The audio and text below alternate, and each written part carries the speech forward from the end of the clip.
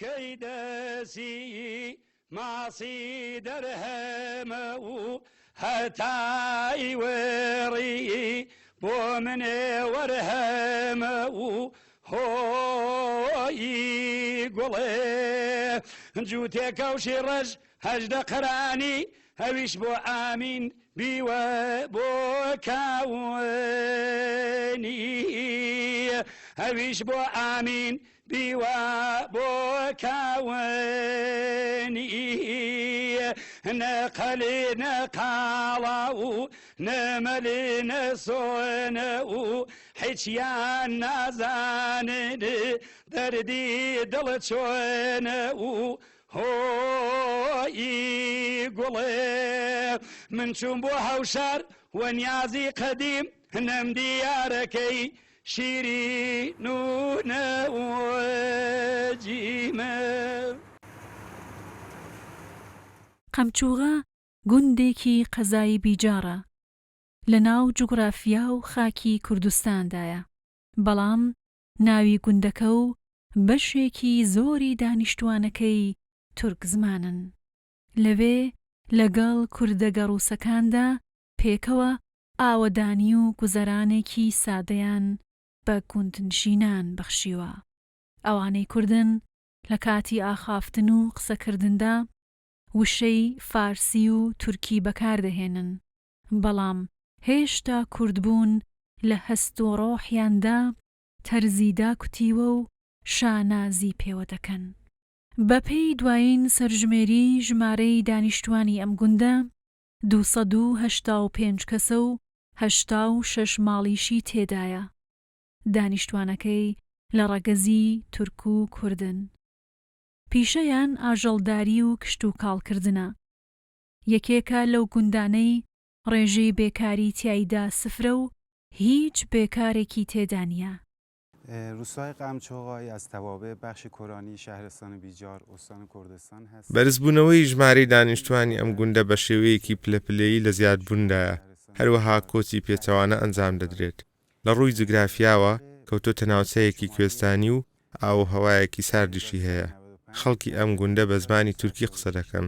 بەو پێی گوندی قەمچووغە کەوتۆتە نێوان دوو ناوچەی کوردنشین و تورکنشینەوە، شارزایەکی تەواویشیان لە زمانی کوردیدا هەیە. نزیکەی 70 بۆ 80 لە سەدی توێژی گەنجان پێکی دەهێنن کە هەمویان پیشەی کوشت و کاڵ و ئاژەڵداری و پەروەردەکردنی ماسی هەروەها بە باغداری سەرقاڵن و دەرامەتی ژیانیان پەیدا دەکەن. هۆکاری کۆچی پێچەوانە ئەوەیە کە گوندی قەمچووغە گوندێکە سەرچاوی ئاوی ژێرزەوی باشی هەیە و هەلی کاری زۆرە.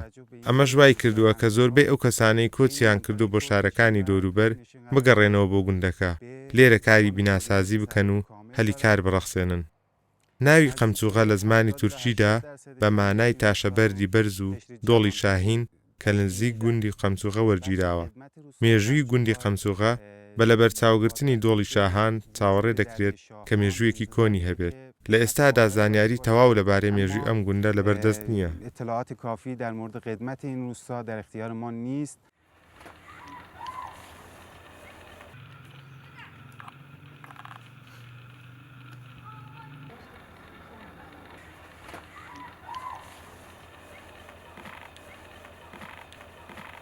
بەدەستە لەرزۆکەکانی گۆچانەکەی گرتووە، بە دەنگێکی کەمێک پیرانەوە، بە زمانی شیرینی کوردەگە ڕووسەکان حکایەتی زەمانی گەنجی دەگێڕێتەوە. کوردێک بە کۆڵێ تەمەنەوە، نازناوی بە تەمەنترین پاسەوانی ئاژەڵە کێویەکانی تەواوی ئێرانی پێدەبەخشرێت. مام نەسرەت لە سەرەتای لاویدا ڕاوچی بووە و ئاژەڵە کێویەکانی بیجار لێی ترساون، وەکو پیشە و خولیای گەنجێتی بۆ ماوەیەکی زۆر ئەم کارەی کردووە و لە هەر شوێنێک ئاژەڵێکی کێوی دیتبێت نیشانەی لێگرتووە و ژیانی لێ سندووەتەوە. بەڵام لە پڕ کارەکەی پێچەوانە دەبێتەوە و پەشیمانی بەرۆکی دەگرێت. لە ڕاوچیەکی بێڕەحمەوە دەبێتە پاسەوانێکی میهرەبان و پاسی ئاژەڵە کێویەکانی بیجار دەکات. دەبێتە دوژمنێکی سەرسەختی ڕاوچیەکان. ئێستا کارەکەی پێشووی بە تاوان دەزانێت و پاسەوانی کێوەکانی قەمچووغە بە پەرستش دەزانێت. لە سایەی پاسەوانیەکەی مامنەسرەت و هاوڕێکانیەوە کەژ و کێوەکانی بیجار پڕن لە بزنە کێوی و ناوچەکەیان تەنیوە ئازادانە ڕۆژ بە ڕۆژ لە زیاد بوندان. ئەوەڵ کەشاوەرز بیم بعد لە کەشاوەرزی یەک توفەنگی سەرپڕ ڕام باوکم سەنی ئەوردم بوو کەومەوە دانەدانە کەوە کوشتمەوەی بعد ئەوە گزارش کردین وەڵا یە شکارچیە بعد ئەوە لە تارانەوە دەستور داین و ئوستان کوردستان دەستور داین کە یە بڕمدانە ئەگەر شکارچی هەرفەییە بخەنە ناو شکاربانی هەرفەیی نییە یۆڵی بکەن بعد ئەوە هاتن زانستن خیر من شکارچی هەرفەییم و ئەو سەرهاگە وت خۆش تو تابیت بکەن بۆ کەبیرە کورس لەورەگە بووی دەتانیت بیای دۆیرە وتم من چه زانم کەبیر لە کورس بعد ئەوە خدای بیامەرزی ئەمیرزاوە تاقیب کرد هاوردە ناو شکاربانی منیان بردە ناو شکاربانی 30 ساڵ لە ناو شکاربانی خدمەت کردمە 30 ساڵ شەو و ڕوش شەو ئیوارە مەسەلەن تاریکە کەفت ئەهاتمە ماڵ بەیان ساعت 5 سوب لەکوێ بیم و لە ماڵ نیوسیام 12,000 دانە شکار بی لێرەوە سەرشماری لە تاران و کوردستان و قوڕوە و تەمامن هاتن سەرشماریان نەکرد بعد ئەوە سەرشماریان کرد ئەنقلاب کە شروعبی مردمەکە خیال کردن وەڵا ماڵە ملت نییە یە ماڵە دەوڵەتیە تەوای لە بین بوونی مردم لە بین برد ئەو قۆرە نەما 15-20 نەما ئەو 20 ئیمە شکارچی هەرفەیمان لە کوردستان ڕەفیقم بی ئەوە دەی سابداری کردینە 200-300 دانە بعد از انقلاب ئەو 200-300 دانە ئێستا ناو منتەقە مایە.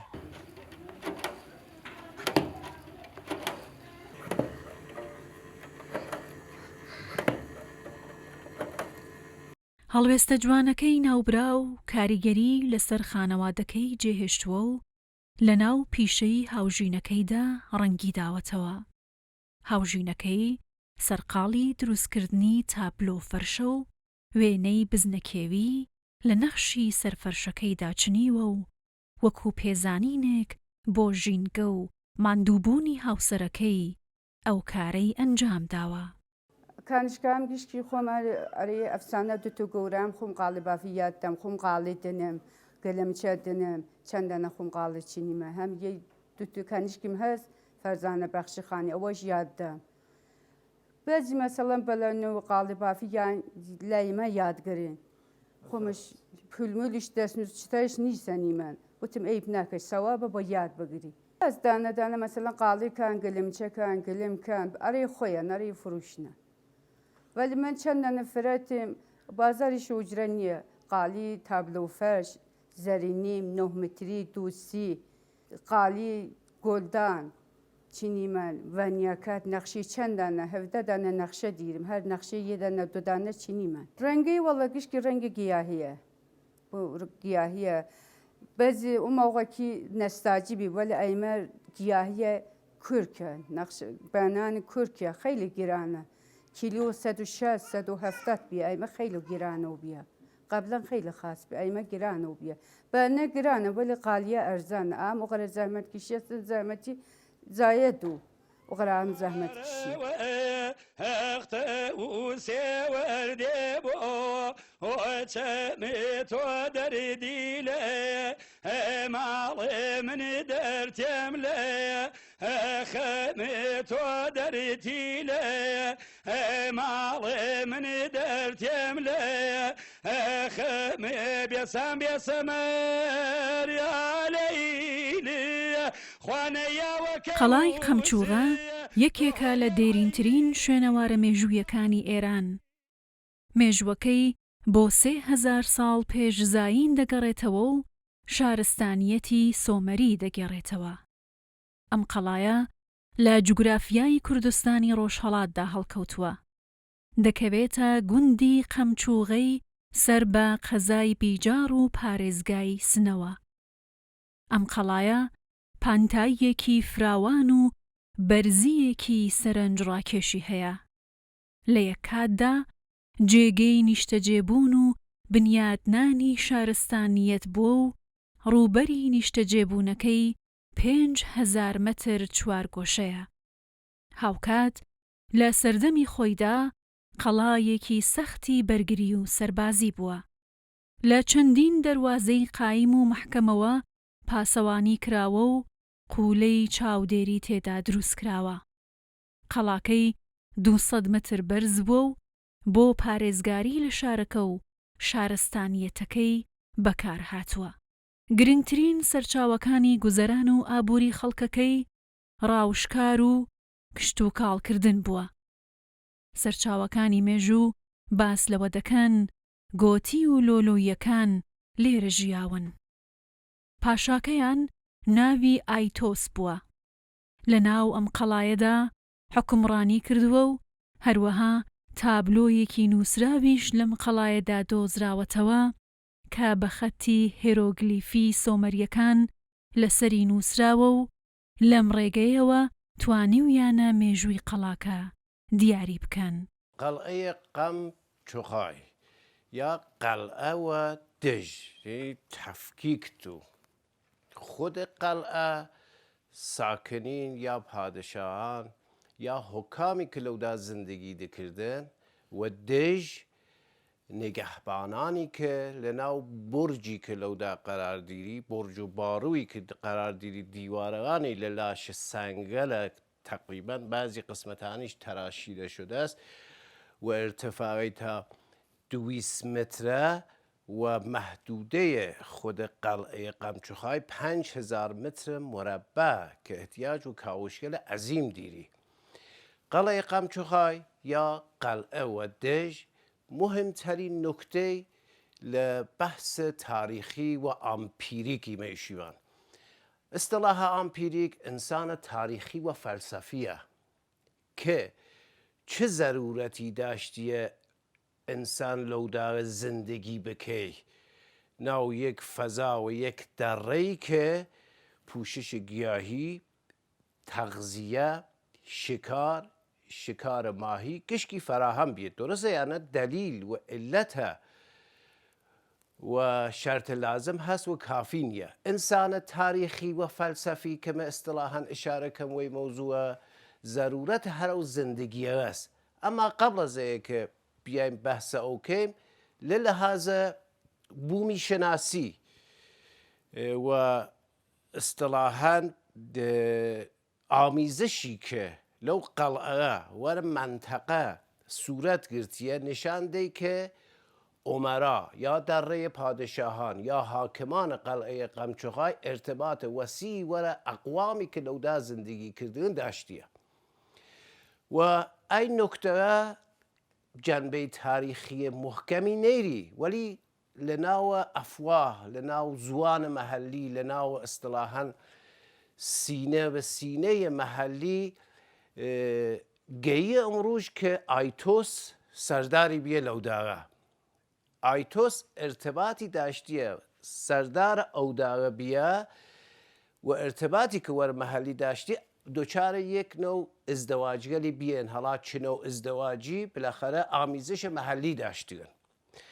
ای ازدواجه باعث بیه للحاظ محلی شکلگیری قومگلی بیه مثلا خود محلیان اشاره کن قومگل لولوبی و گوتی که لناو تاریخش تقریبا اشاره بیه نتیجه زایش ارتباط دره پادشاهان به سرداری آیتوس و اقوامی که لوداغه بیان شکل کردیه. یکی نکته مهمیه که من لحاظ تاریخی وقتی شما انسان تاریخی و فلسفی ایو بخش سینه به سینه ایه. لەناو ئەم قەڵایەدا چەند شوێنەوارێک ماونەتەوە کە ژیانی ئەو سەردەمە و تواناکانی مرۆڤمان بۆ دەردەخەن. یەکێک لەو تایبەتمەندیانە بوونی تونێلێکی درێژە کە بە شێوەی پلیکانە دەتوانیت بە ناویدا گوزەر بکەیت. دەوترێت ئەو تونێلە بۆ خاڵیکردنەوەی تەزووی کارەبای هەورە بروسکە بووە بۆ ئەوەی لە مەترسیەکانی خۆیان بپارێزن. ئەمەش ئەوە دەگەیەنێت هەم لە ڕووی ئاینیەوە گرنگی زۆریان بە دیاردە سروشتیەکان داوە هاوکات توانای زانستی و پەیبردنیان بە سروشت و یاساکانی لە ئاستێکی باشدا بووە.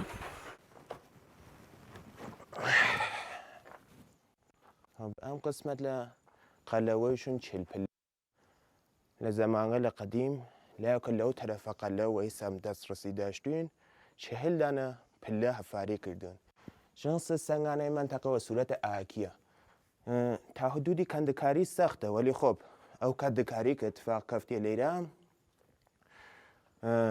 زەمان بردیە خەیلی سەخت بیە دوو بشیمان وە ئەبزارگە لە ئەوەڵیەکەوە موقع بیە واقعاً سەخت بیە. ئەگەر بیانجەڵۆتە تمشا بکەن تیشان قەشەنگ تیشانی کە لەبانی هەفاری بیە مشەقەتە. چەند هزار چەند میلیۆن دانە زەربە خواردیە تا تونستین لەو سەمتە قەلە و بیان لە سەمتە قەلە. خۆب ئتلادێکی من لە دەرمۆردەی قەلە زانم خۆشەوی مقدار نەفەسم وردیە چون لە قەلەواتومە خوار ئتلاتی کە لە دەرمۆردەی قەلە زانم ئامیانە است. باوەڕگە لە مردمە نیتان بشم من بێ موەسەخی دیری. یەک قسمەت لەو قسمەت هەنە ئەی قەلە لە 7 تەبەقەیشون دروست بیە وەلی بەرئەساسە باوەڕە مردم 7 تەبەقەس وەلی فەقەت ئەی تەبەقەی مەسەڵەن مشەخەسە.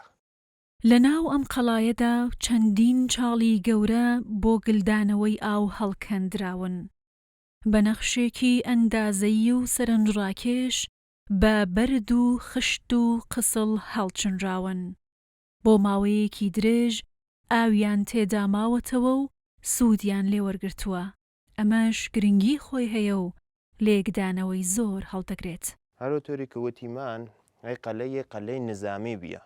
خۆ مسلمان دروستە دەستڕسی و ئاو داشتن لە قسمەت کە لە پایینە قەلە ئەڵا ڕوودخانە وجود داشتیە یانە چشمەلی وەک چشمەشین بڵاغی هەست کە جازبەی توریستیە هەر مردم گەردشکەرانیان وەلی خۆ قەتەن گاهی ماحسرەی نظامی دیاتیانە دەستڕسی وایان سەخپی مەجبور بین لە ئاب ئەمبار استفادە بکەن. چەندین دانە ئاب ئەمبار کەنریە لە مەسیرە لە مەسیرگە لە پشتیش هەر هەست و مسلمان لای ئەوە کە ئاو لە ناوی جەم بوو ئای ئەو ئەمبارە کە ماتومەبانی وە و دەلیلیشم مهمە چون تمشا بکەن قسمەتە دیوارشینیە داخڵی لە ئاجر استفادە بیە. خۆ مسلمان ئەرمیمە بڕیمان سوراخ بکەیمە مەسەڵەن لە بیشینەی تاریخی استفادە بکەیم شاید دەورەی تاریخی استفادە لە ئاجر خیلی نزدیک بوو وەلی خۆب تمشا بکەن باوە تۆجە و تاریخی کە دیری و لە ئاجر استفادە کردن نیشاندێک کە مردمێک لێرا زندگی کردن لە لەحاز تەکنۆلۆژی و مەساڵە بەنایی کە استفادە کردن لە دەرەجەی بانی بیە علمیان واقعاً لە سەتە بانی بیە کاتن وای حاڵەتە لێ استفادە کردن چ مەساڵەی داشتن کلایکەنە ئای ئەمباران استفادە دەکردن. خۆب تمشا بکەن ئەینەوە ئەمبارە وە سوورەتی تە استفادە بیە. خۆب هەرو کەندەکاری کە لە بانی ئەنجامدان کافی بیە وەلی لە ئابەمبارە خواردنەوە هەرۆتۆ کە بڕیم تمشا بکەیم مەجبور بین وانە لە گڵە سارۆژ استفادە بکەن تا لەبانە خصوصیاتە فیزیکی ئاوە تاسیر نەنی بتونن لێ استفادە بکەن.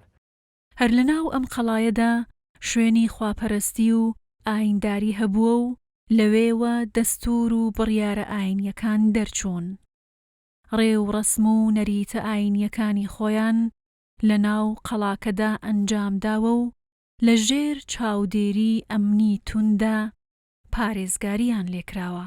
ئۆتۆری کە مردم سۆحبەتکەن دەرمۆردای قسمەت لە قەلە ژووی پادشانە و کەسێلی کە بەرحاڵ مجازاتی متەمەڵ دیاتن کارە خەلافی دەکردن لای قسمەت لە قەلە استفادە دەکردن وەنوانە پەرتکە یعنی کەسێلی کە خڵا مجازاتی بی مرتکب بە جرمی دیاتن لای قسمەت پەرتکە استفادە دەکردن لایەکە وەرحاڵ وانە بۆ مجازاتیان بووەن لەو قسمەتە و یا مەسەڵەن جەنگی بیاتە اتفاقی بکەفتە سەروازانیان بگرتان لەو قسمەتە و دخستنیانە خوار تا وە سوورەتی وە سزای ئەماڵیان بووەن ئەو باوەڕە داشتن بە سەیراوە وانەیەدان پەرتکە لێ یاون وەلی ئەرۆتۆری کەوتمە قەلە هەفت قەس خەیلی قسمەتانی فێلەن مشەخەس نویە ئەو شتی کە مردمیشن شار لە لەزە تاریخی شتەتر بوو. هەیەش قسمەت هەروتۆ کە تمشا بکەن قسمەتە ئەتراف تەینا ڕاهە ورودی قەلعە هەرە شتێکە لێ هاتیمان یعنی تەنها ڕاهی کە زمانێک هەیە قەلە مۆردە تەجاوز قەرار بووری مۆردە هەمڵە و غارەت قەرار بووری ئەیەس خۆب ئەترافێ کامەڵ گرتن حسارکشی چینەکشی کردن و مەلاتە محکەم دیوارە محکەم بەقایەیە مشەخەسە وێرەش قسمەتە ورودیە بیە یعنی سەروازان زمانی کە سەروازان لای قسمەتە قەرار دەگرتن هیچ قدرەتی نیتوانست بێ ئێقە لە فەت بکەی مەرەیەکە ئەسەر نەبووتە غەزا نەبووتە ئاو ئاشامیدنی کە وەش فکر لای کردوین ئاو ئەمبا لای دروست کردوین موادە غەزایی جیالی داشتن کۆنوانە موادە غەزایی لێ استفادە دەکردن ئاشپەزخانە هەڵا سەردخانەوەلی داشتن کە دەتونستن ساڵها بدونە هیچ مشکڵی لێرا زندگی بکەن خۆ بەربیای مێرایرا سەنگەلی تەراشە دان و قسمەتە ورودیەیە پادشایانە کشوەرگەلێتە یانە ئەقوامەتر زمانێکە لە ئەو مەسیرە و دیاتنەوەرەیە سەمتە لاو قسمەتە پلەوە لە خۆشتەراشە باشوکوی دونیمان کە بڕیمان تمشای بکەیمان لەو ڕاودیاتن لای قسمەتە خوار وایرایە حاڵەتە تالار داشتیە زمانی کە هەدایان لای مەسیرە و لای پادشاهتی ئاوردن ئای قسمەتان تەراشەوەلی داشتیە کە حاڵەتە لای قسمەتە حاڵەتە تالارگونە داشتیە مەراسمانیان لای قسمەتان بەرگوزار دەکردن مەراسمە ورودیان و قۆڵ مەروف مەراسمی کە لای ورودیان بەرگوزار دەکردن لای قسمەتە اتفاق دەکەفت هەینا مەسیرە ورودی کەوە داخڵە قەلەس کوردستان جوگرافیایەکی فراوان و پان و بەرینە لە هەر کون و کەلەبەرێکی ئەم نیشتیمانەدا بگەڕێین چەندین حکایەت و ڕووداوی نەبیسترا و بەرگوێمان دەکەوێت قەمچووغەش نمونەی ئەو گوندانەیە لەگەڵ تورک زمانەکاندا پێکەوە دەژین و مێژووی برایەتی و تەبایی بۆ هەزاران ساڵ دەنووسنەوە